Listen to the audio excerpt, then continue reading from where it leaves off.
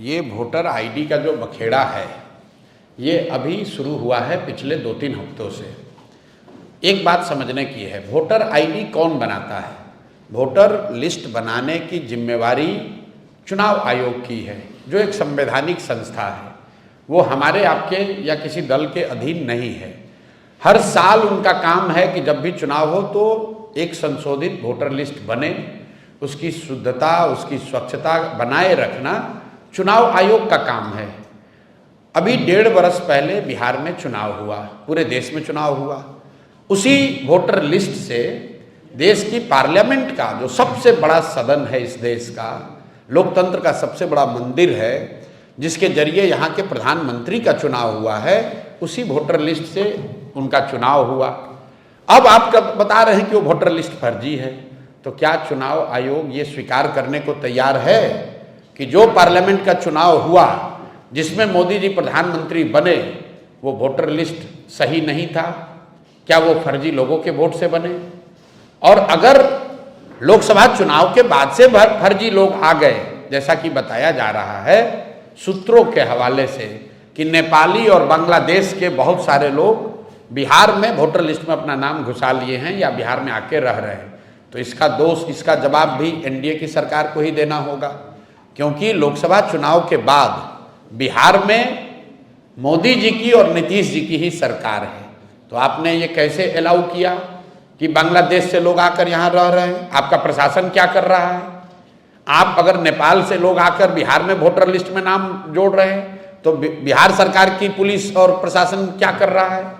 तो भैया किसी भी तरीके से वो आर्ग्यूमेंट देंगे, ये यही साबित होगा कि गलती उनकी है। ये पूरा बखेड़ा इसलिए खड़ा किया गया है कि एनडीए को, सत्तारूढ़ दल को ये डर सता रहा है कि 30-35 बरस के बाद बिहार में लोगों को एक नया रास्ता दिख गया है, और खासकर उन लोगों को जो प्रवासी मजदूर हैं, जो गरीब हैं, जो इस व्यवस्था से के मारे हुए लोग हैं, जिनको इस व्यवस्था और इस भ्रष्टाचार से की वजह से जिनका जीना दूभर है, जो जानते हैं वो कभी भाजपा को, लालू को वोट नहीं देना चाहते हैं, अब लेकिन मजबूरी में देना पड़ता था, उनके सामने एक जनसुराज का नया रास्ता, नया विकल्प मिल गया है। तो अब भाजपा वाले, एनडीए वाले कोशिश कर रहे हैं कि इस तरह के युवा, इस तरह के प्रवासी मजदूर या समाज के वो वर्ग जो भाजपा एनडीए के खिलाफ वोट देने वाले हैं, उनको वोटर लिस्ट के शुद्धता के नाम पर उनको परेशान किया जाए और जहां तक हो सके उसका नाम काटा जाए। मेरा आपके माध्यम से लोगों से एक अपील है, आप घबराइए नहीं, कोई चुनाव आयोग आपका नाम नहीं काट सकता है। सुप्रीम कोर्ट का जजमेंट है, चुनाव आयोग को नागरिकता जांचने और तय करने का कोई अधिकार नहीं है। आप लोग भी ये समाज को जगाइए, बताइए। चुनाव आयोग को नागरिकता तय करने का अधिकार ही नहीं है।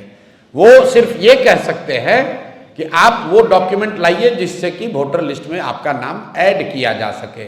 आपका नाम काटना, आपका राशन पानी बंद करना, आपकी सरकारी व्यवस्था से मिलने वाली मदद को बंद करना, ये चुनाव आयोग के अधिकार क्षेत्र के बाहर का बात है।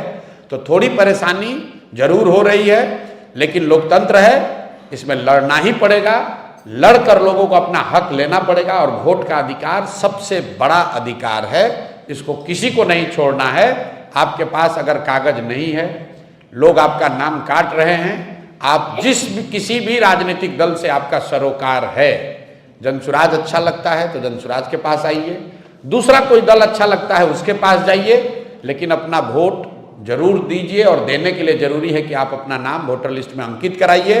अगर आपकी पूरी क्षमता नहीं है तो जो राजनीतिक दल हैं वो आपकी आवाज बनेंगे, आपकी मदद करेंगे। बिहार का हर शहरी, हर नागरिक, उसकी जिम्मेवारी है कि वोटर लिस्ट में उसका नाम रहे, वो वोट करे, ताकि बिहार में लोकतंत्र को जिंदा रखा जाए। और जो भाजपा और एनडीए के लोग चुनाव आयोग के जरिए पिछले दरवाजे से जीत हासिल करना चाहते हैं, उनके मंसूबों को कामयाब नहीं होने दिया जाए।